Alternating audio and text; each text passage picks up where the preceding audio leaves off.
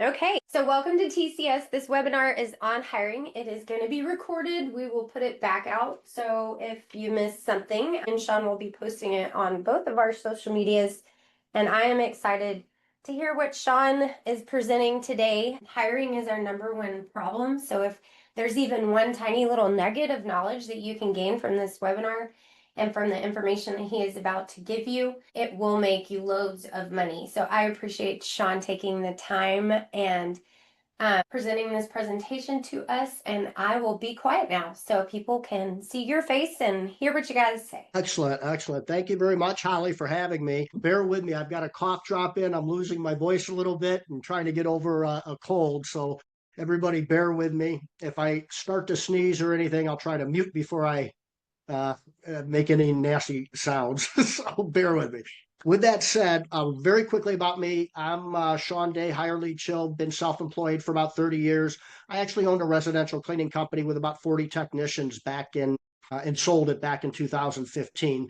But so you have an idea of my background. So I know the struggles you go through out there, and I'm just going to go along with this presentation. Holly, you can chime in anytime you want. Anybody with questions you want to chime in, let me know. It's going to be a little back and forth here, so pay attention because I'm gonna want you to comment in here a little bit, especially at the beginning. So some of the secret sauce ideas and strategies I'm going to talk about today. I'm going to get a little Buddha on you at the beginning. So I'm going to talk about ego and perception. Okay. I talk to small business owners every single day in the home service space, and I'm going to talk about the main problems that I see. And I'm going to talk a little bit about ego and perception for about the first, 10 minutes of this, because that is the #1 problem I see when it comes to recruiting. So we'll go over that.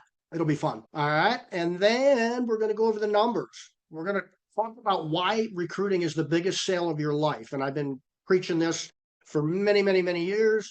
We're going to talk about application flow. I'm going to give you more than 3 things. I don't know why it says only 3, but I'm sure it's more than 3 things to increase your application flow. Everything that I talk about with recruiting, give me a sentence with the word marketing and sales in it. I will pull out the word marketing and sales, and I can replace it with the word recruiting. So what do we want? We want as many leads as we can in marketing, right? And hopefully they turn into sales. Same thing here. The very first step is application flow. If we don't have that, we don't have anything. So I'll talk a lot about that. Then we're going to go over how to screen, qualify, interview, and hire as quickly as possible. Speed is very important. When we talk about marketing and sales, we're basically just talking about competition that own cleaning businesses. That's a circle, but I'll give you a very large circle. When we're talking recruiting, we're up against Amazon. We're up against sometimes warehouses. We're up against much larger hotel chains, maybe, that have resources to move very quickly, and they have a lot of automation that moves quickly. As small business owners, we've got to keep up with that type of competition when we're recruiting, and I'll show you how we can do that. And then I'm going to talk about a revolutionary way to interview. And I'm going to go through it step by step at the very end of this on how you can basically eliminate your no-shows. Anybody got any no-show issues out there? I don't even have to ask, right? I know that's like one of the biggest headaches that you have out there. And then I'm going to show you, we've got some clients that we've helped coach, and I'll give you all the things that I've coached my clients on in this webinar, and we'll show you how to get not just fully staffed, but hopefully overstaffed with a bench of people that are waiting to work for you. I won't be able to see any questions that are asked. So if there's questions being asked, Holly or somebody will have to chime in and interrupt and just ask away.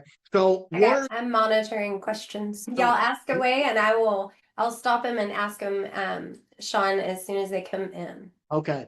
So I think everybody will be able to identify with this, the problems, right? This generation doesn't want to work anymore. The 20-year-olds and 30-year-olds. Indeed sucks. They're horrible candidates. I don't know. You spend a lot of money on Indeed. Nobody loves Indeed. No shows, interviews, that stinks. That happens all the time. You get people that say they're showing up and don't show up. I know that's like probably the #1 most frustrating thing out there. If you do have a way that you can deal with Indeed and you've got good job ads and you're getting 100 or 150 applications, how do you review 100 applications, 200 applications and resumes quickly? So we're going to show you how to screen out of that, but that's like a big problem a lot of people have. They just don't have the time. Then, of course, turnover. They don't stay around. You're short staffed. What do? I spent a ton of money on boosting and sponsoring job ads. These are the problems that I hear most of the time when I talk to business owners every single day. So I'm going to give you a quote over here, and this other side is going to be completely different. I talked about ego and perception. So I want you to try to understand that all of those excuses are exactly that. They're excuses. So here's a quote. They're erratic, entitled, self-centered, tyrannical, emotional, and the worst of all, they're lazy. Okay, that's a quote from Socrates back in 350 BC. That is before Christ, 350 BC. Excuse has been around for an awful long time. It's been around for an awful long time. I tell you right now, the people and business owners I talk to that don't use these excuses are the ones that are executing on their hiring needs. Another one, instead of saying, how do I get through 100 applications or 150 applications and resumes come in and you're frustrated about that? How about if you have the mindset of, if I can grab 100 applicants and have all these resumes, there's at least one really good hire out of that. Focus on that one really good hire out of that, not the 100 applications and resumes you have to go through. No-shows, I love no-shows. I love no-shows. I know if I get 10 no-shows, I'm going to get one or two really good hires. I think about the one or two really good hires I'm going to get, not the no-shows. If recruiting is like sales, do you close 100% of your sales? 60% is probably good, right? Same thing here. Same thing with the no-shows. So don't focus on, I've had clients literally that have complained about no-shows that hired 5 people the week before. And I'm like, you hired 5. Let's talk about them. Why are we talking about no-shows? So it's important enough that I will suggest to you, we'll talk about how you can systemize your recruiting on this webinar. And I'll be happy to talk and discuss anything else after this if you set something up with me. But it's so important that if you don't have the time or you don't like to do it, I'm begging you to systemize this so it's happening automatically and things are flowing along. So all you really have to do is interview and hire, or outsource it to Woot Recruit, to Hire Lead Chill, to somebody, because it's that important that you need it done the right way. And I know Libby at Woot Recruit and Chris, they're phenomenal people. They're great people. We're really good. Just make sure you either systemize it or outsource it. Okay. And then as far as the turnover, that all comes down to culture and core values. And I do a lot of talking about core values. I'm not going to pump out too much on this webinar because it's an individual type of thing, but I'm going to offer my calendar at the end of this. And anybody that wants free coaching from me on culture or core values, I'm more than happy to give you my time to talk a lot about that. Okay. So if you're somebody that's going on this side of the aisle and you're complaining and using all these excuses, I've got one piece of advice for you. Okay. And that's this right here. You need to look in the mirror. You need to look in the mirror because it's all about you. That's the one biggest piece of advice if you're on the wrong side of this column on this slide. Okay. Are we doing okay, Holly?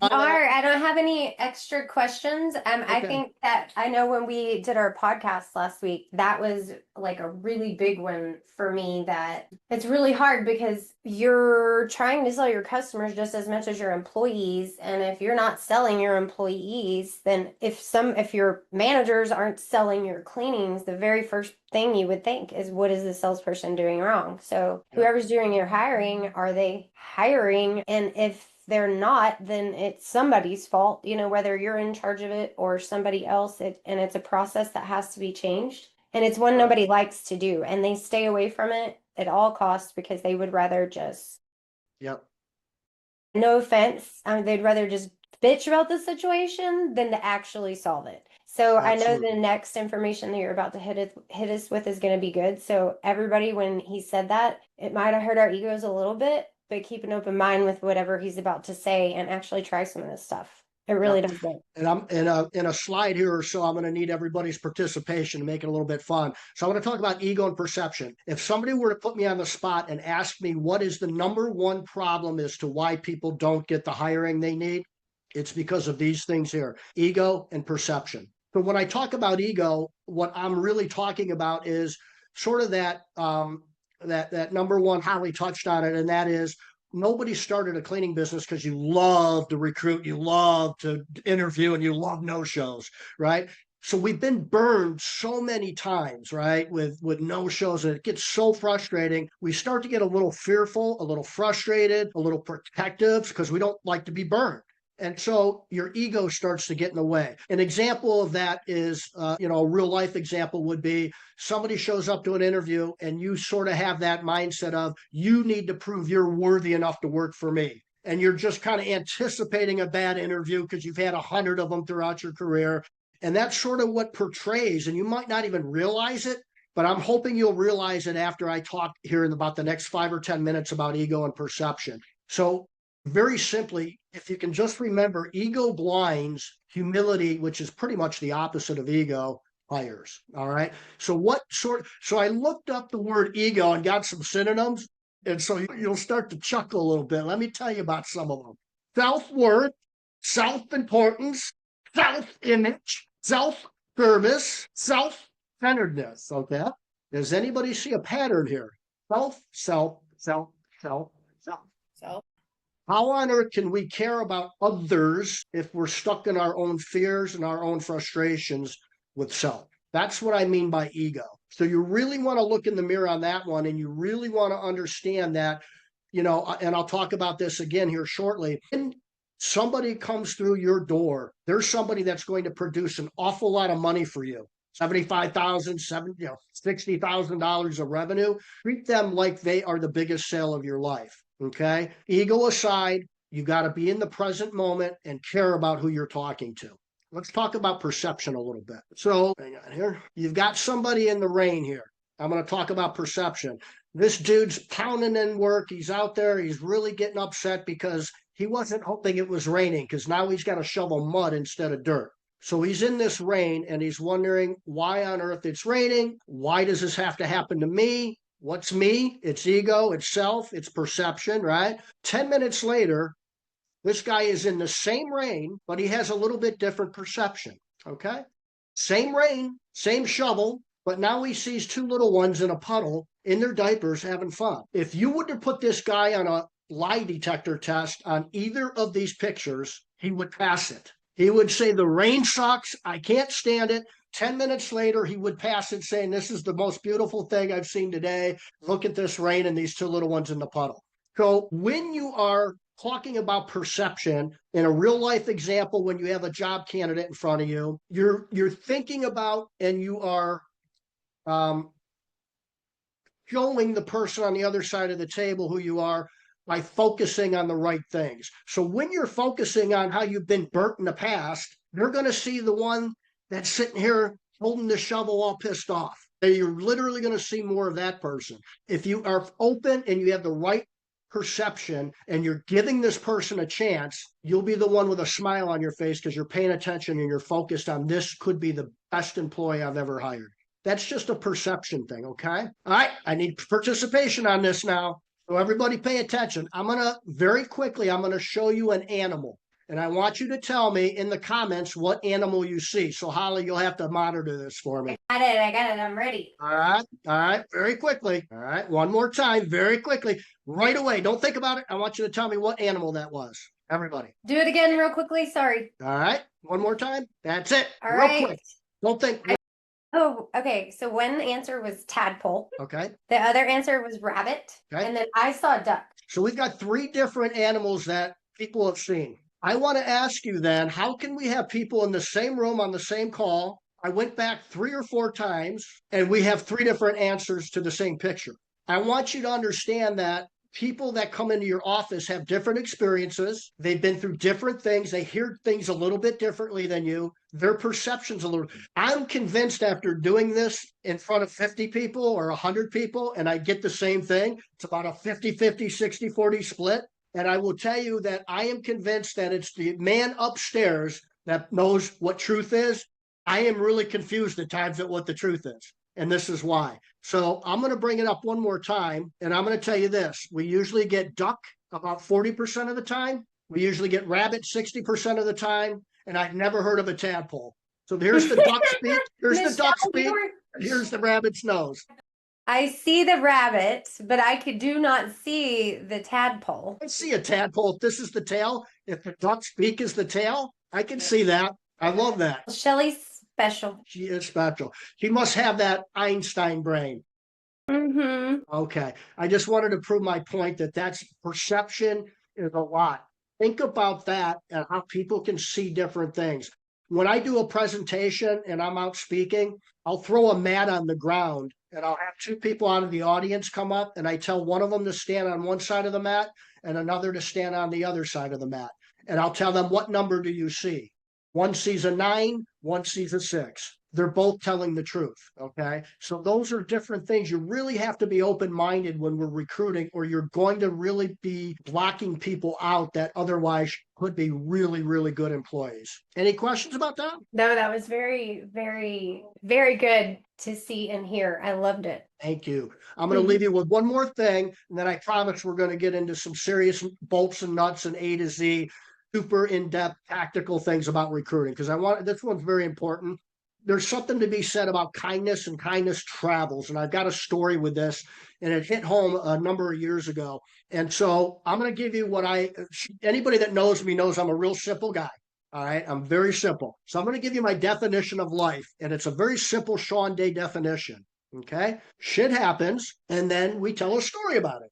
Okay. That's pretty much what life is. So when things happen and when life unravels in front of us, if we kind of keep that perception thing in mind and that ego at check, that means we're probably going to pay attention to other people because our ego is in check, right?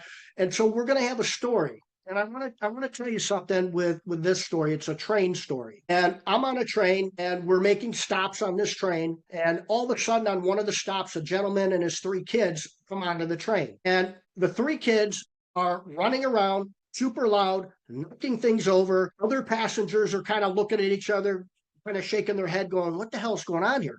It's very disruptive. The kids are screaming and yelling. The father is staring out the window, not doing a thing about this. Okay. That is what happened. When I get off the train, what's my story going to be? My story is going to tell probably 10 people that day, you're not going to believe this moron on this train. Must be the worst father on the planet. Here his kids are running around like crazy. He's staring out the window. He doesn't give a damn. And we're all looking around at each other going, what is this? What's going on here? That's my story. That's what happened. Had I been a little bit better with my perception, had my ego up on a shelf and simply been kinder, maybe I would have went up to that guy and, hey, buddy, I've had kids like that age. I remember it. It's crazy. I get it. Anything I can do to help you, buddy? And what if he shook his head a little bit and looked at me and said, my God, I'm so sorry. We just got back from the hospital and I have to figure a way out to tell them their mothers died. Okay. When I get off that train, what's my story going to be? Is it going to be the same? No. What was the difference? My ego, my perception, and simply being kind. And I will promise you that we tell, and me included, we tell that first story, if not weekly, if not daily, certainly weekly. And think about that with your employees and with your job candidates that come in for interviews. That's something that I hold dear to my heart. And I think if you think about that alone, you will be miles ahead with your leadership, with your turnover, with your interviewing, and with your recruiting. Any questions about that? I haven't seen any so far. That was a very good, very, very the story made so much sense to me. I'm like, oh my gosh, like we live in the fast-paced world and we got to stop and think about it. Adeline, did you have a question? I think you can type it into the Q&A at the bottom if you had one, and I can read it to the group. I think she just has her hand raised. So I go over that very quickly, not so quickly, but I go over because that's the number one thing I see that holds people from executing on their hiring needs. So let's get into more in depth and in the weeds a little bit.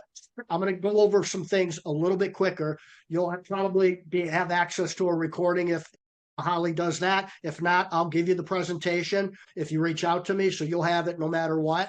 So I'm going to go through this a little bit quicker so we can get through it. Okay. All right, let's talk about the numbers. The numbers, if you can focus on the numbers of this, I think it'll really open up your eyes a little bit. Again, this is by far the biggest sale of your life. Residential cleaning client, depending if it's weekly, every other week or whatnot, is probably going to bring you $5,000-$6,000 a year, $7,000 a year, something like that, depending on the frequency. And so that's good. We'll take that every day of the week, right? Mm-hmm. So I've got 5,000 up here. So let's go with 5,000 just to make the number easy for me. That's one client. One cleaner can produce, if they're full-time, 35 hours a week, I bet can produce $75,000 a year in revenue for you. I've got the inside check because my buddy, the bookkeeper, tells me what the averages are around the country. Let's assume that your bottom line net profit after paying all your bills is 10%. Makes the numbers easy. Hopefully it's a little bit more than that, but let's use 10%. Those are my assumptions, and I think we're pretty close. So what's the reality behind that? So one average client on your bottom line at $5,000 and a 10% margin is worth about $500 in your pocket at the end of the day after all the bills are paid. One cleaner produces $7,500 after your bills are paid in revenue. That's what they're going out and producing. So my bookkeeper, Dan Plata, who knows all kinds of things about the industry, the residential cleaning numbers, the percentages, the averages, he'll tell you that a cleaning technician full-time is worth 15 times more than your clients as far as bottom line numbers. Most of us don't think in that world. We love and I get it. I'm an entrepreneur. I'm a business owner. We love to talk about revenue. We love to talk about how many clients we have, right? We don't ever look at it this way. And I think if you can sort of grab that perception out of the sales and marketing, which is very important, but it's not going to get taken care of if you don't understand this. That's how important, and that's the biggest sale of your life. That's how important hiring one employee is. Okay. All right. Let's talk about job ads, screening, interviews, building a bench, never being short staffed, and get into it. You'll be able to take this stuff and probably go right at it right away. So, first of all, let's talk about the job ads and the purposes behind it and some of the biggest mistakes I see. Number one purpose is application flow. So consider your job ad similar to your website. Your website is out there, and it's basically you put a website out there so that people either recognize a brand, you start to build your brand, and hopefully you're building up prospective client list, and one day you're going to get some customers out of it. That's the goal.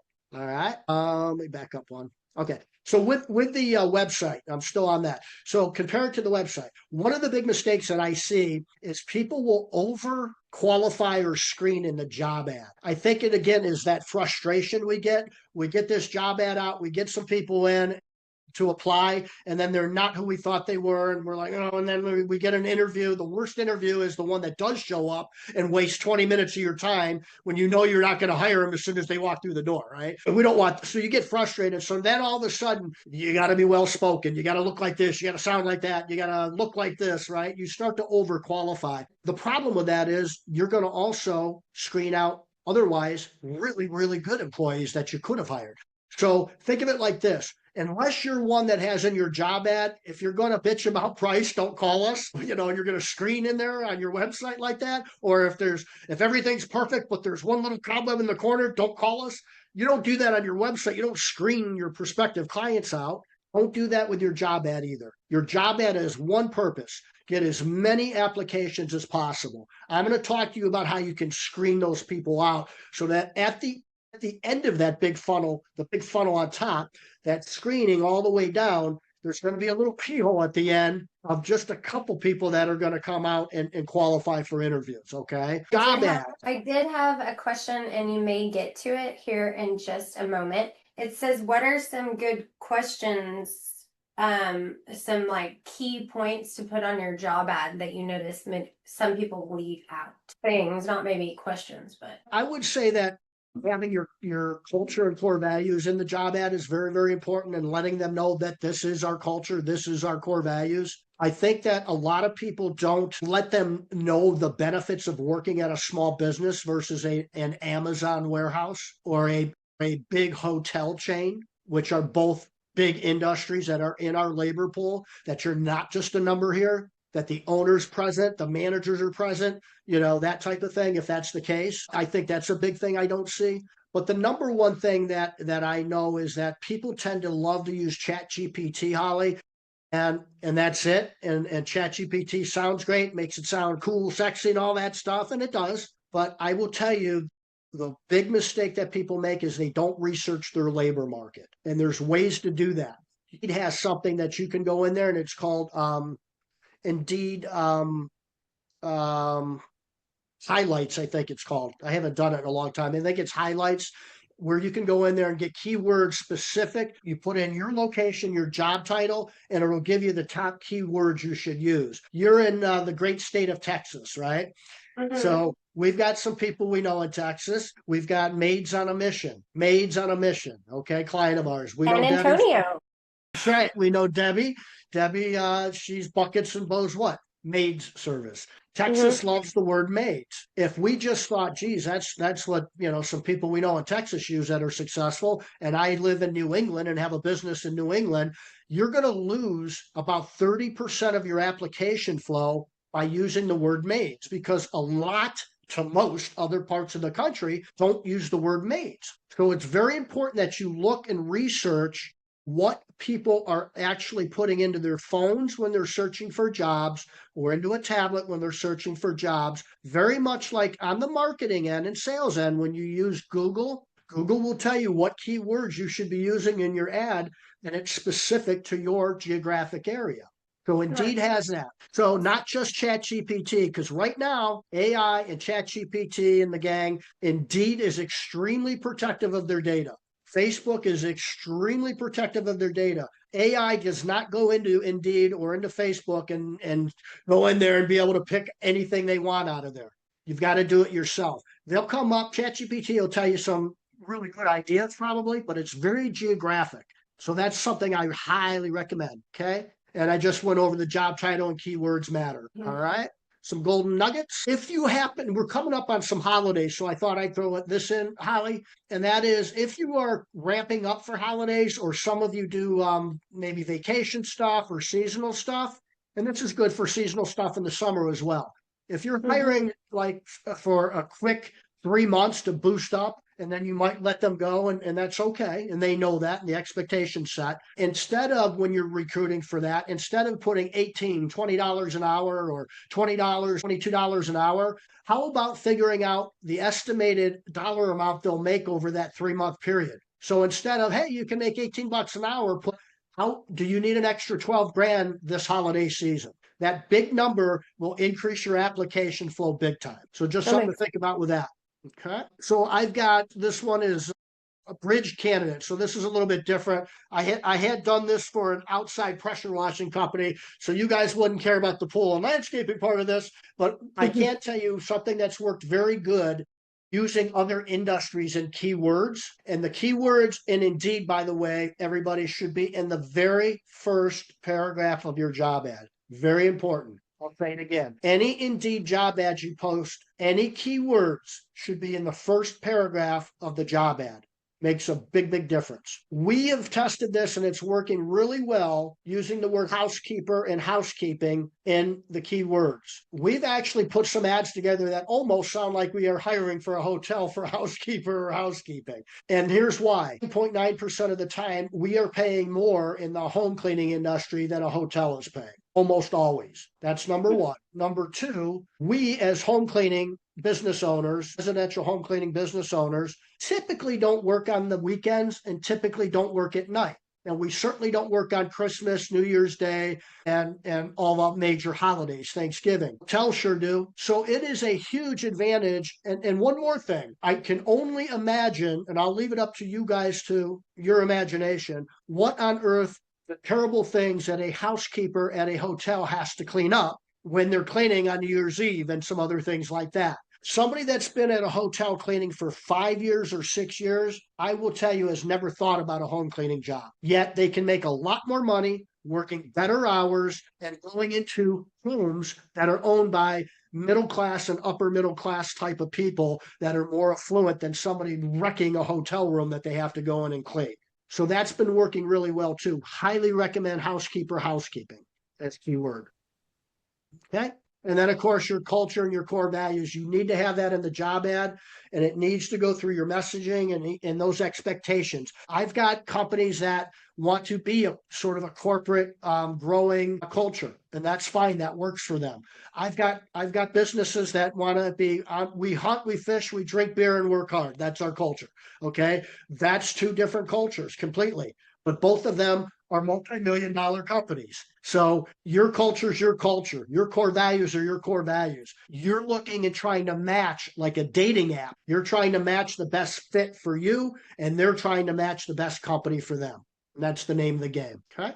So here's a little checklist: job ad, research labor market, correct keywords, Indeed, first paragraph, all that stuff's on here. If you're doing the holiday thing or a short maybe tourist thing, if you've got cabins or some sort of cleaning, do the $12,000 over the 3 months type of thing, housekeeping, housekeeper, and then culture and core values. All right. Any questions on that at all, Holly? Nope. All Not right. that one, but I do have one coming up for this section. I didn't want to answer it quite yet, but I'll Perfect. let you get through this screening candidate question. So we built up a bunch of application flow. Now, how the heck do we get through them and get rid of all the buggers we don't want? So let's start with how we set this up. You can use it. You got to have an online form. No more written, printed out stuff unless you want to have it in your office if somebody walks through the door or something. Got to be online. You can get free forms on JotForm, Google Forms. It's all free. They have ways you can do the questions and all that. Typeform's another one that's good. So you can do an online form very easily. You can go to YouTube and figure it out in 10 minutes. Not a problem. Okay. You want to screen for attitudes and behavior. Attitudes and behavior. My view after doing this for 20 some years now is that if I find somebody that's got a really good attitude, their behaviors are good, they show up on time, they try to be polite. I don't want, I don't need them well spoken. I'm not hiring somebody to do Shakespeare. I'd much rather have somebody with a little twang or uses the word ain't, but is super polite to clients than somebody that speaks Shakespeare and doesn't treat my client real well. Okay. So attitudes and behavior. If I've got somebody with really good attitude, really good behaviors, I'm pretty sure my training is going to give them the skill set to be successful. So attitude and behaviors. And then, of course, the core values and the culture matching. Some gold nuggets on how to screen and what that looks like. And we'll get in depth a little bit more. And I'm going to actually give you a couple of our screening questions that we actually use too. It's got to be automated and it's got to be fast. That is exactly the question that we had. Shawn was, give me some examples of screening questions. I'm going to give you 3 beauties and you'll be able to use them tomorrow. Okay. I might give you 4 if I can think of the 4th one. So it needs to be highly automated and it needs to be fast because I've already mentioned if it's not, you're never going to hire that person. They're off to the races. And let me give you another gold nugget with when you set up your interviews. If I'm a job seeker and you want to interview me and I set up an interview today and I schedule that interview for more than 2 days into the future, if it's more than 2 days into the future, you've just increased my odds by about 60% that I'm not showing up to that interview. So everything you can do, if you're inviting somebody today to schedule an interview, make sure you've got either today, tomorrow, or 2 days. If it's more than that, man, they're off to another interview. They're accepting another job somewhere else. That's just the data. Okay. I just went over the schedule interview. And then the last thing, and then I'll get into the specific questions. I highly recommend that the owner or manager does a 60-second, 45-second video that says something like this. Hi, I'm Shawn. I'm the owner of ABC Cleaning. Let me tell you why you're going to wake up every morning and love to come to work here. Whatever those reasons are, list them. Could not look professional. If you've got the money and time to do that, great. Most of my clients that do this, they do it with an iPhone and it's done in 45, 60 seconds. That video should be posted somewhere on a website or on the online application, which both JotForm, Google, Typeform, any of the free forms you use allow for a video to be uploaded into there. That will help increase the number of people that complete your online application significantly. That takes you 10 minutes, and you can probably get 10% more people completing that online application. The other video I highly recommend is this one. When somebody schedules an interview, the next automation email they get, and if you can do text, that's even better, both, should be something like this. Thank you, Jane, for setting up the interview Tuesday at 5 p.m. Let me tell you what to expect at the interview. By the way, click this link to find out why Susan loves working here. 98% open rate. That's huge. So everybody basically is going to click on that. When they click on that, they're going to see Susie say something like this. Hi, my name's Susie. Let me tell you why I love working at ABC Cleaning Company and why I love waking up every morning and coming to work here. That sentence, you've tested that. Guess what that does to your no-shows when they see something like that? And you explain to them what the interview is going to be like. Here's our message. Here's what to expect at the interview. 0 questions, 0 stress. It will be a 20-minute presentation by the owner or manager as to why you're going to wake up every morning and love to come to work here. Guess what that does to your no-shows and that message. Okay. Any questions about that? And then I'll give you some of the screening questions. Not so far. Okay. Yep. 3 sample questions. So here we go. So one of the things that we do is we have a series of questions. We have category 1. Category 1 is all about one thing and one thing only. And that is, how long are you going to last with our company? That's all I'm trying to find out. How important would that be to find out, right? We want people lasting for a couple of years. I don't want people lasting for a couple of months. So how do we do that? One of the questions is this: what would upset you the most if you got this job? Now, one piece of advice I give is, and it says it right here, no open-ended questions. You get too many people that are not going to finish your online application. The only open-end question should be your name, phone number, and that type of thing. Contact information.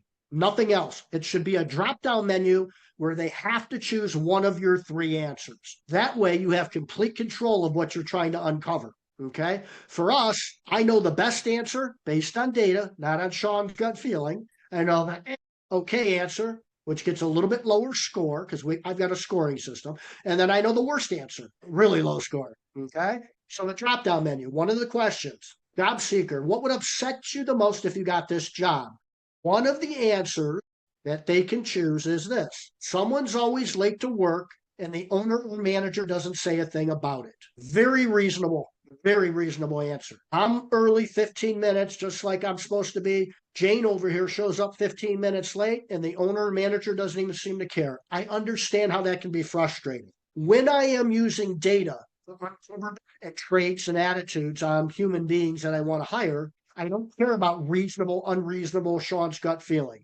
That answer scores very low with us, and here's why. The data shows those that answer, someone's always late to work and the owner or manager doesn't say a thing about it, on average only lasts 9 months or less with our company when we owned a maid service. It has proven to be true for almost every one of the clients that we've recruited for, which is thousands over the last 8 years in about 33 different states in the country. That alone should save you a ton of time and give you much, much better odds in hiring somebody that's going to last with your company. Okay.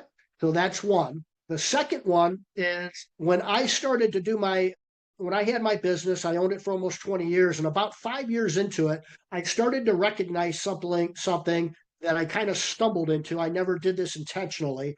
I found that if I can find technicians that understood business perhaps better than others, they tended to be much, much, much better employees. Okay. So when we put this business model together, we had friends that owned cleaning companies, and I said, I want you to answer a bunch of business questions. We all answered the same way. I tested this on a bunch of job candidates 8 years ago. We found that the job candidates that answered questions about business in the same way business owners did had 4 traits come to the surface. Number 1, we tend to not have to babysit them as much as others. When you start to get highly sized or you get more than 10, 15 employees, you do not want to be babysitting people. You want to train them and you want to take care of them and you want to move on. Okay. You don't have to babysit them. No babysitting here. Got it. Number 2, they tend to be better problem solvers. Okay. If you're a business owner and you answer the way business owners and you kind of know business owners, and this is what we find out too, these people tend to know business owners and managers. Maybe they worked for their uncle's pizza place when they were teenagers. Maybe their best friend's mom owns a business. Maybe their dad owned a business. They tend to be around business owners somehow, some way. That's another thing that we found out. Number 3, that they tend to be more loyal. And I think if you know business owners or you've been around them, you understand and empathize on all the hard work we do, how we love good people, how we treat our communities, and so on, so that when you're an employee, that empathy turns into loyalty. And the 4th one. Wait 1 second. I think, did you change the slide? No, I haven't touched a thing. Okay, I was just making sure. I didn't know if you were. I'm right here on the 3 sample questions, kind of. Got it. Okay. I will give anybody that wants these, I'll add it to the presentation after this. And if you want it, I'll send the presentation to you and you'll get the 3 questions. Perfect. Awesome. Yep. And then so with that, leadership is the 4th one. We don't tend to see that as much but if you get 2 of those 4, you got silver. If we get more than 2 of those traits, it's almost for sure you're going to definitely want to interview them and most likely hire them. Super powerful thing. And then the last one that I'll give you, it's very quick and easy, but I always tell people, Holly, at the end of a demo with me, I always tell them, if I don't earn your business, steal this question because it's worth tens of thousands of dollars. So steal this question. And it's this, and some of you might have heard it, but it's rate your luck in life. Rate your luck in life. 0 is horrible and 10 is awesome. The magic number based on our data is under a 6. Those that answer under a 6 on rate your luck in life tend to be people you want to run from. Now, there's 2 exceptions to the rule. There's 2 exceptions. It's the only question we ask them to explain their answer. Because I saw a trend happening a number of years ago that I didn't like, and then I uncovered why. And so I need more information on this one. Under a 6 with our maid services that we owned at one time, a whopping 4 months on average or less before we had to get rid of them. That's how bad these people are. And I'll tell you why they are and what trait they sort of have. So with that, the 2 exceptions to the under 6 rule. Number 1 is this. It's almost always a 5 or a 0. And the explanation is something like this. I don't believe in luck. I believe in working my butt off. I believe in telling the truth. And I'm going to do everything I can to be a good employee for you if you give me the chance. So if somebody doesn't believe in luck, I love that. I just want to work hard and I want to be honest. I can't think of a better answer to that question. Okay. That's exception number 1. Exception number 2 is what I would call a one-off. So it's under a 6. Rate your luck in life, 0 to 10. The answer is under a 6. The explanation is something like this. Normally, I'm very blessed in life with family and friends and so on, but just found out my mom's got cancer. I'm not feeling real lucky about that. But my daughter just got into a car accident. We're really worried about that. I'm not feeling so lucky about that. As long as they say normally things are great and there's a one-off, I'm not punishing somebody because mom's got cancer or something terrible happened. That's a one-off. Okay. That question, if the government came out and told me there's a new law, you can only ask 1 question on a job application, that would be it. I wouldn't even think twice about it. I like it. All right. So we're at the interviewing part. So we kind of went through some of the screening. We went through how to get the application flow. So now we've got people setting up interviews. We've talked about the video, employee testimonial video, what to do at the interview. And you guys are looking probably like, Shawn's a nut. What do you mean no questions and no stress in an interview and no questions? I'll touch on that here now. And I will tell you that I know customers, and Teresa McConnell is one of them that was on your podcast, Holly, with me last week. She is the genius when it comes to group interviewing and interviewing. And I'm sure that if anybody reached out to her, she'd be more than happy to talk about the success she's had with this. So you don't have to take my word for it. There's a lot of companies doing this. So again, if this is the biggest sale of your life, guys, let me say it this way. If you had a homeowners association president call you up and say, hey, I've got about $75,000 worth of cleaning business for you. Can I come to your office tomorrow and talk to you about it? Number 1, you probably wouldn't sleep that night. Number 2, you'd probably look in the mirror and be practicing what you're going to say, and your office would be spotless. Why aren't we doing that and making sure that happens when we have an interview then? Your office should be spotless. What I did was when I was doing this more day to day, I had refreshments, I had coffee, energy drinks are big now, and I would have somebody waiting at the door at the time the group interviews were starting. And I would have them with a name tag on. Hi, hello, my name's Shawn. And somebody would open that door, greet them, and say, hi, I'm Shawn. What's your name? Jane, let me get a name tag for you. You're way too important to forget your names. I'm bad with names. Your name tag, sit down. There's going to be a few other people joining us. We never tell them in the messaging it's a group interview. I don't want to scare people away. So we don't tell them until they're there that a few other people are going to join us. Have a seat. By the way, I've got fresh coffee, tea, hops. I got water, energy drinks, and I've got some fruit. I've got some whatever you need. What can I serve you? Okay. You don't hear in Texas very often. So yeah, no, we call everything a Coke down here. Like even if it's a Dr. Pepper, it's a Coke. Yep, that's right. So I went through that. Okay, so why the group interview? It basically ends your no-shows. I have yet to have anybody that I know that does group interviews that gets at least 7 or 8 people that say they're going to show up. It's still about a 50% no-show rate. So if you get 10 people that say they're going to show and 5 do, I'll take that every day of the week. It saves a ton of time too. If you need to interview 5 people, let's say, you're going to have to take 45 minutes to an hour probably to interview each of them. That's anywhere between 4 and 6 hours. A group interview allows you to interview 5 or 6 people in about 45 minutes or 1 hour. So a big time saving as well. I will tell you that a group interview, the way we do it, is the best screening I've ever had in an interview in my life. If you are still interviewing using the old, tell me your strengths and weaknesses, I will tell you that that person has probably said that 1,000 times in the mirror or to a friend and will be the best interviewee you've ever had. So if you're looking to hire the best BSers in the world and best interviewees in the world, stick to the dinosaur stuff of the strengths and weaknesses, or tell me the last time you were upset at work, or any of that stuff. The best screening I've ever seen, and really the most respectful, is group interviews where you're presenting who you are to them, and you're trying to prove to them that you're worthy for them to want to work for you.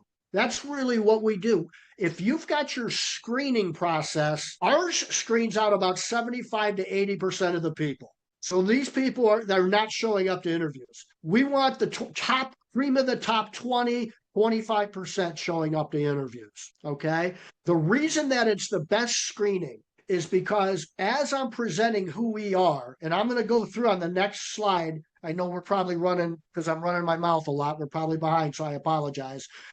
But I'm gonna give you the 10 things you need to do at this group interview. I'm gonna give you my calendar link, and if you want to meet with me after this, look at my calendar, and I'll give you 30 minutes or more of my time on exactly how to do a group interview. Okay. But here's why it's so important in the best screening. If you're telling your story, if you're saying, here's why you're here, here's our core, here's how we start, here's our core, here's our this and that, you're going to see body language. Some people will be staring at their phone, looking out the window, or they're going to be sitting like this with their chin on their hand. The others are going to be asking questions. Some of them are going to be paying a lot more attention, sitting up and going like this. I've seen it 100 times. They don't know they're being screened. They are there because you're giving them a presentation. Do you know how hard it is to hide body language when you don't know you're being screened? We've got larger companies that actually might have 20 people in one room that they're doing a presentation to. Most of them aren't that big, but we do have people that have 20 people in the room, and they will literally plant somebody in their company to just kind of take a look and take down some notes to read the body language, because the presenter, who's the owner or manager, can't be staring out at 20 people and figuring that out. If you only have 5 people in there, you'll know right away. If you want, I will give you a free video that my good friend Dan Plata put together that teaches you how to do group interviews too. I can give that to you for free if you reach out or to Holly or me, and I'll be happy to give that to you. Okay. How do we do the interview? Group interview. Why? The first thing you need to do is it's literally exactly what you're looking at now. It's a slide presentation. I'll actually give you a copy, a template, one that we use, and you can plug in your logo, your culture, and your core values and probably still use it. So it's very easy to use our template or figure out your own. So you've got a group of people in front of you, and you're going to very first tell them that here's the screen, there's the presentation, introduce yourself, and this is why we're here. We're here because we're growing like crazy. We're the best cleaning company in this area, and we need people like you to continue that growth. I am here as the owner or manager, and my number one job is to make this company and this culture the best place to work on the planet. And I will protect that at all costs. And this is why you guys are here today. The best thing you can do is storytell, and you know the story. So the next part that I recommend is how you started. I have yet to hear a business owner, and I've talked to thousands of them, and I have never, ever heard a business owner tell me a boring story on how they got started. And include the craziness, include how you screwed up, include how you cleaned your first toilet, you know, all those things. That's how we started. Here's where we're at today. And this is why we need you in this room. And then here's where we're going to be in 3 to 5 years. And that can be, Magic Island. That can be a lot of cool things. Whatever your 3 to 5 year game plan is, get them excited about that. One of you in this room might be helping us open a location. One of you in this room might need to be promoted into the office. One of you in this room may need this. By the way, if that is something you don't aspire to and you love to clean and that's what you want to do, we want 100 of you. Either way, you're going to have opportunities to do what you want to do here. Okay. The third thing and the most important thing is you need to talk about core values and culture. And the key to this, in my view, is the best way for me to explain it, Holly, is to go through an example. And so our culture is we are plow horses, not show horses. That's our culture. Very simple. And I'm a simple guy. What does that mean? It doesn't mean a thing for me. It doesn't mean a damn thing for my company. And it doesn't even mean a thing to my clients right now. What it means to my employees is this. Sometimes an employee is going to make it to work, but maybe their baby was up all night. Maybe they couldn't get to sleep. Maybe they weren't feeling well, but damn it, they came to work because they're a good employee. One of us might have to, as employees, throw them up on our shoulders and plow through walls, plow through mountains, or whatever it takes. One of us might have to help them at the end of the day if they can't make it through their day. Okay, that's a plow horse. That's what we do here. We take care of each other. What's a show horse? A show horse is me, me, me. Everybody look at me, me, me. That is not what we do here. Okay. And then I go very quickly through our core values. It's an acronym, the word plow. The first one is positive attitude. Again, it's about them, the people we're presenting to, people that are in this presentation. So I tell them one of our core values is positive attitude. And that positive attitude is for the culture, for you guys. You don't need to be positive for me. You don't need to be positive for the clients. You definitely need to be positive for one another. This is not a platitude. It's a moral obligation that if you work here, you are to be positive at all times. And that's why I fight every single day to make this the best place in the world to work. It's a moral obligation. Nobody has the right to ruin somebody else's day with us. Everybody that works here is surrounded by positivity. And then I'll go through one more, loyalty, L. You don't need to be loyal to me. I'm the owner. You don't need to be loyal to me. You don't need to be loyal to the client. Okay? You need to be loyal to one another. So when you do see somebody that's coming to work that's normally positive and you see them cooking dirt a little bit, their heads down a little bit, you need to go up to them. You need to make sure that you're taking care of them. And you damn well better show up to work if you're feeling well enough to work. If you're going out and you're partying and you're hungover or something, or you're not feeling good, you just screwed over you didn't screw me over. I'll figure things out. We'll still get to that client. Okay. You're screwing over your fellow employee, and we won't have that here. You got to be loyal to one another. And I know when I go through all my core values, and at the end of it, I say, I know that if you guys and our employees are loyal to one another, positive, and so on and so forth, I don't have to worry about me. I don't have to worry about my business. And I know I don't have to worry about my clients because they'll be taken care of. And then lastly on this, on the core values and culture, I tell people in front of me that I'm presenting this to, I am begging you, I mean begging you, that if you don't completely understand and love, I mean love, these core values and culture, I am begging you not to take the job even if we offer it to you, because I will tell you it will not work. You've got to love what we just talked about, or it's not going to work. And so they're kind of self-evaluating this a little bit. That's how important the culture is and core values are to us. Okay. Then we go over the services we provide. Maybe one-time cleanings, maybe you do Airbnbs, recurring service, full detail, apartment, whatever it is. Explain what your services are and what you do, and what you don't do too. You know, usually we don't want to talk about cleaning grills so that they'll know we're not out cleaning grills like sometimes we have clients ask us. Go over your services. And the good thing to do too, talk about the bad day. What does a bad day here look like? No surprises. Here's what a bad day can look like. Transportation, driving, right? Driving can be the number one stressor of our employees, and they don't think about that. And I tell them, if that's a bad day, it doesn't happen often, but you're going to face that sooner or later. Okay.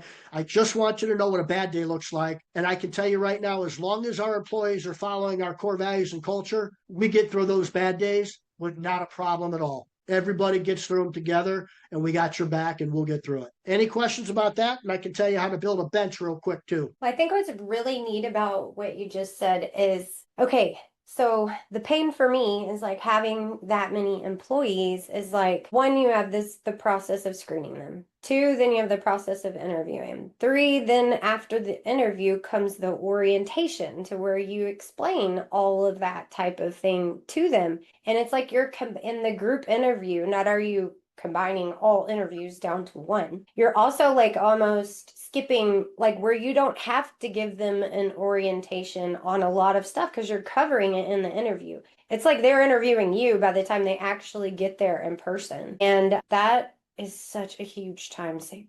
Like Yep.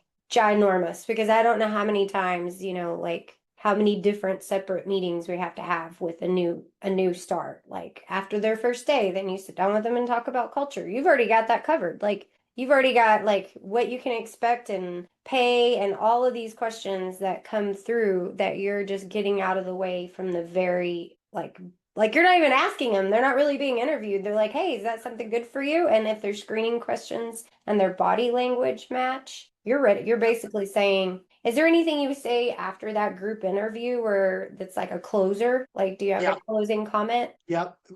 Real quick to piggyback on your comment there, Holly, it's very Mhm. interesting because you were talking about the interview and how it kind of brings some into orientation almost. Most of our screening questions on the online application used to be our interview questions before we knew kind of what we were doing.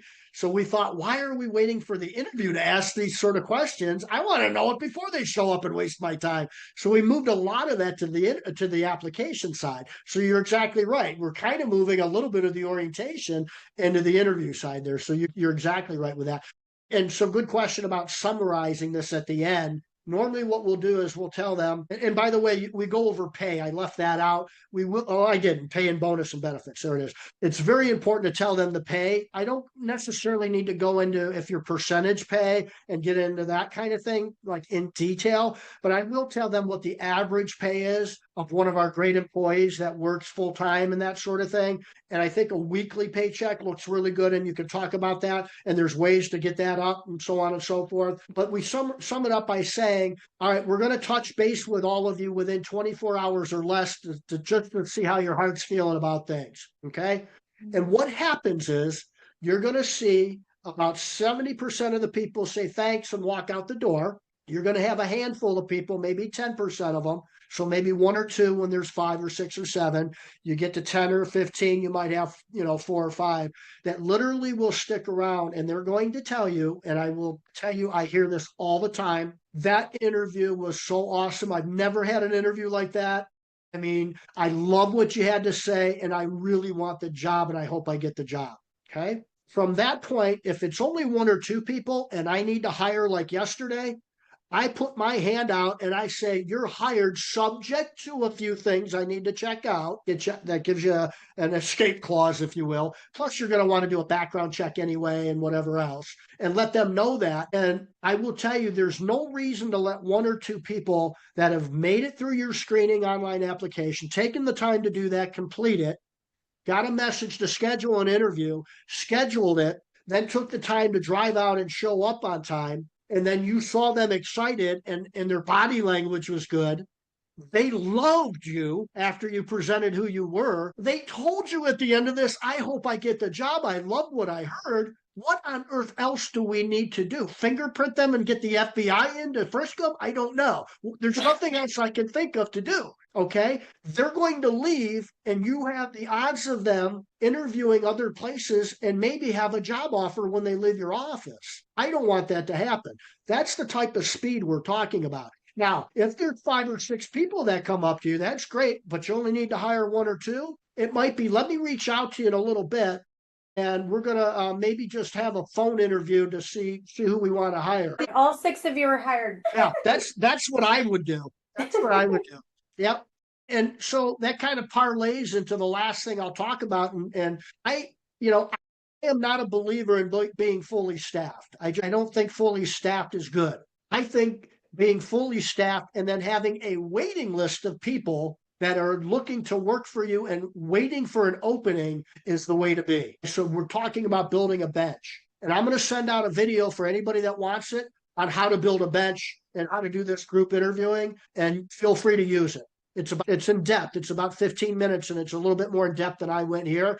But how do we build a bench? So the key number one is group interviewing allows you to hire a lot of people quickly. And if you're a lot of people means 3 people, great. If you're a lot of people means 12 people, great. It works on any scale. Okay. Now, if you do that, you should be able to get fully staffed pretty quickly after one or a couple group interviews. Okay. Once that happens, the biggest mistake that small business owners make is cut off the recruiting, stop the Indeed ad, stop the Facebook stuff. We're done. And you might even tell yourself you've got one extra, and that's great. Susie breaks an ankle, Jane ghosts you, and now you're understaffed again. Now you got to start all over. And I will tell you this, that successful business owners are proactive, not reactive, especially when it comes to recruiting. I bet there's not many times that you're getting people that are calling you and wanting pricing and service information about your company, and you tell them, I'll get right now. No, I can't get to you right now. We got to put you on hold. We'll get to you later. We don't do that. The only time you do that is if you don't know how to recruit. That's when you do that, right? So we don't want to do that. But we don't want to tell people that we're not hiring them. We want to build that bench. We want to tell them this. If you're fully staffed and you get that group interview, what we tell people is, listen, I want to hire you. You want the job. That's what you told me. Okay. You're going to work here. Right now, the timing wise, we're always hiring people. We just hired a group of people, so we don't have an opening right away. But meeting you and just talking to you, I'm going to put tons of dough towards marketing like tomorrow so that I can create this job for you to start hopefully in a week or two or whatever your time frame is. We're being honest with them. We're not lying to them. I want you to work here. You got to remember, we're at 4% unemployment, which means 96% of people have a job. So it's likely that these people are working right now. They're just not happy where they're at. So it's not like they're dire.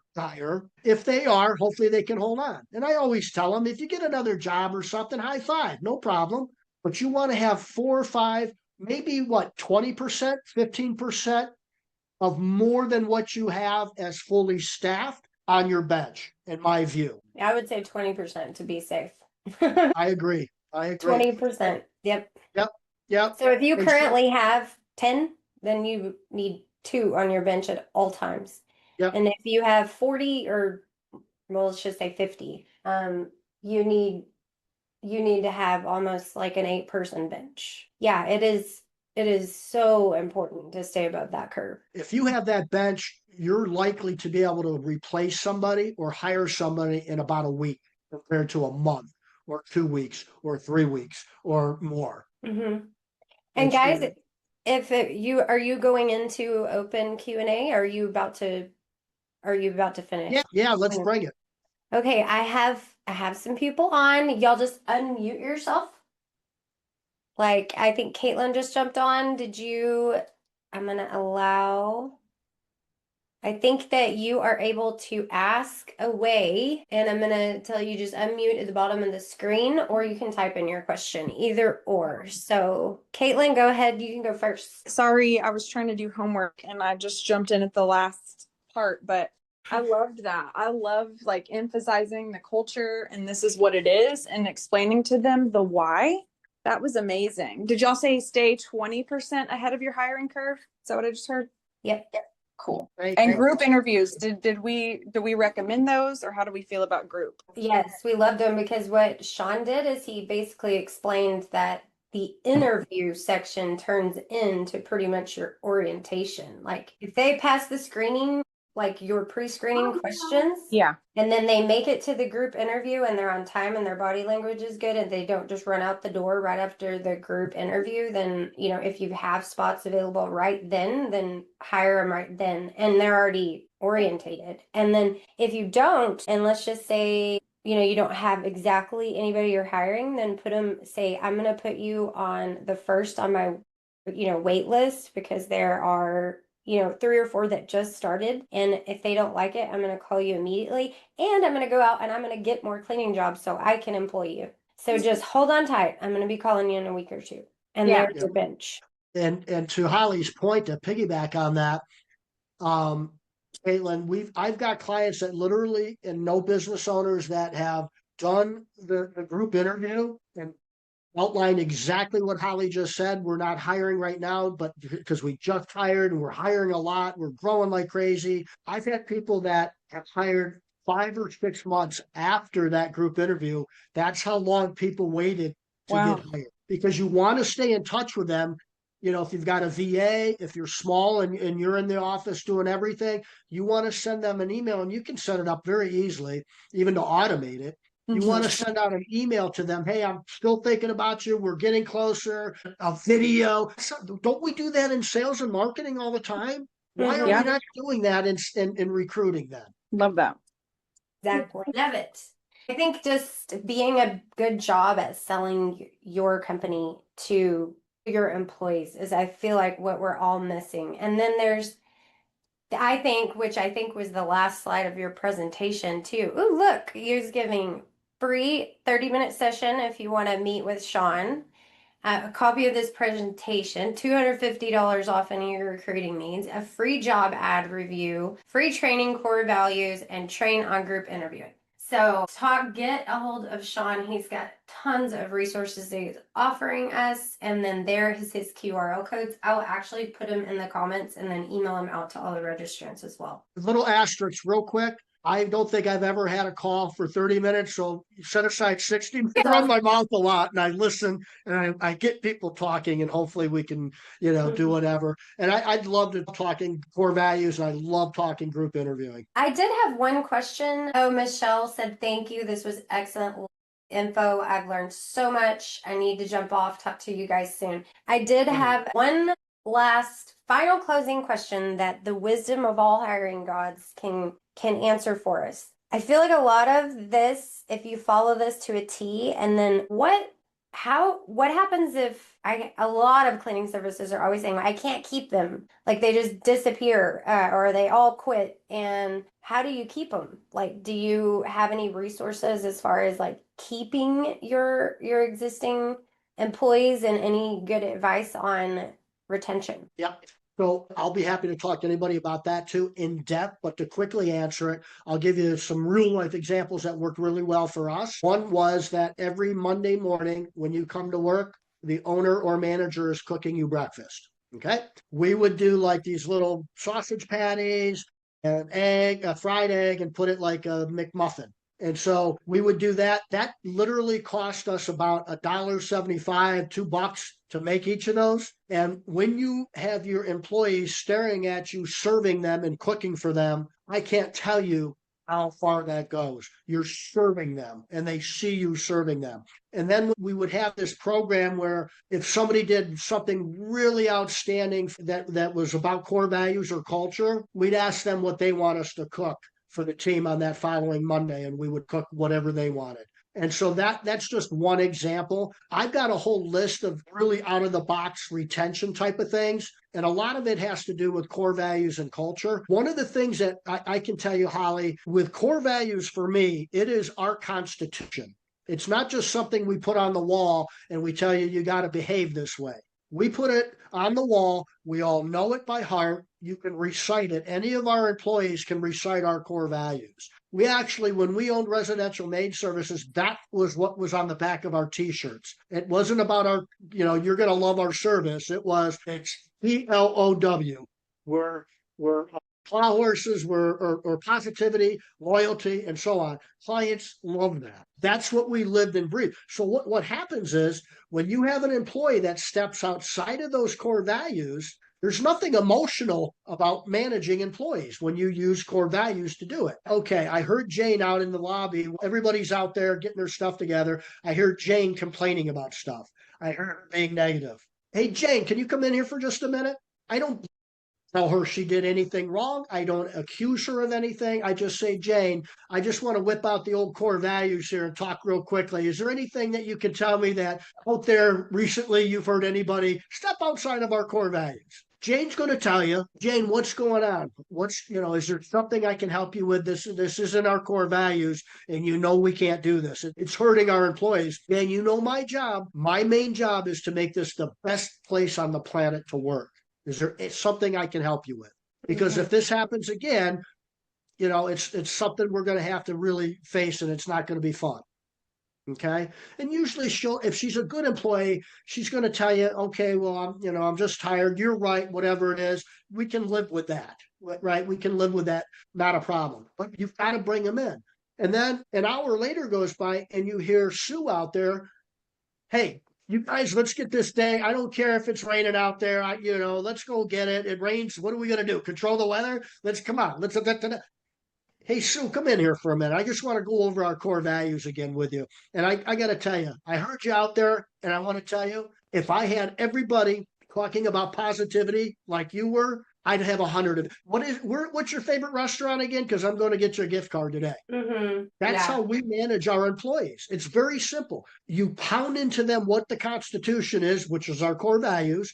And when you step outside of the Constitution, you're screwing one of your fellow employees over, and we cannot have that here. Exactly. I know we focus on that a lot. Here's one more question I have for you. Sorry, we got one more. You could have. What about the current at Maidenmore? We have an office and we see each other every morning, we're like branch to branch. And I see a lot of people have culture issues, and this whole loyalty thing is really mixed up for the cleaning services who don't have offices. And like maybe their employees just like come into a storage shed and grab some supplies from time to time, and there's really no connection there. What would you recommend on those solo models where there is no office and any way to like be together? Yeah, I love it. Love it. So one is depending on your weather, time of year, climate, and all that. Number one, I can't imagine operating a business without meeting with everybody once a week. I think once a month is too much time, in my view. So I don't find anything wrong with meeting at a park. I think outside, sunny, it's a nice day. I think that's phenomenal. And you can come up with really cool things to do in 30 minutes or 45 minutes. And you can chat GPT that, and I guarantee you it'll come up with a lot of cool ideas. The other thing that you can do if the climate isn't so good, and I've got 2 feet of snow in Northeast Ohio where I'm at, so I'm not meeting in a park. Not yet, but we're going to have it. There's a whole bunch of things you could do. One of the things we found, and even in group interviews, right? How do I group interview if I don't have an office? So that's a great question. I will tell you this, that I have clients that deposit a hell of a lot of money at a bank and have no problem asking their banker. I think we deposited $500,000 last year, Fred. You mind if we use your conference room? I've got like 10 people I'm going to have that I want to talk some things over. I've yet to have somebody say that you can't use our conference room at a bank. High insurance. Yeah, we spend a lot of money with you. You're a great agent. We love you. Do you mind if I use a conference room of yours? We don't have one. So on and so forth. If you drive by an office building, we've had people doing this, looking for office space and calling the property manager of that office space and ask them if they mind if you use that office space. By the way, $50, $20, $25, something like that. Sometimes that'll work. So there's a lot. We've got some libraries that allow it, some don't, but some do. So what you're telling me is there is that culture and employee engagement is lacking in those companies, and that they've got to get, if they don't want the office expense or can't afford the office, you can be creative and you need to put faces and be in a room with them at least once a week. I just don't know. And there's very successful businesses that don't do it. So it can be done, right? We know of businesses that do that. But a lot of times those businesses also have branding that's phenomenal. They've got other things going on that makes them, in local news, and they've been around a lot, that works really well. Me personally, I think that people need to get together. What else are core values for then? I mean, it's to have a community. What's culture for? Culture is for a group of people to have some sort of vibe that they all dig. I mean, that's really what culture is all about. How do you do that if you don't know each other and see each other? And by the way, talk to each other about, this is a problem for me. It used to be a problem for me. Here's how I got around that problem. There's all kinds of things you can do. I mean, even weekly Zoom calls where you're looking at each other in the face and doing a fun little quiz, or, just getting all together. So absolutely, if you're having trouble keeping people, it's because they don't see the value in working for you and they want to go somewhere else, or they just want people, I found that people are not motivated necessarily by money. They're Yep. more motivated by a family and a culture and a group of people, and especially people who are going to be out cleaning houses. Because guess what? If they can just go out and get customers and clean houses, they probably would be doing that on their own. So what is the Yep. benefit of having or working for you? So I think that's super important. Thank you so much, Shawn. I know you took out a lot of time of your day to talk to us. I think we got all the questions answered, and I can't wait to repost and reshare this one. Great. I appreciate it, Holly. I hope somebody gets something out of it. And again, I'm available. Just go ahead and QR it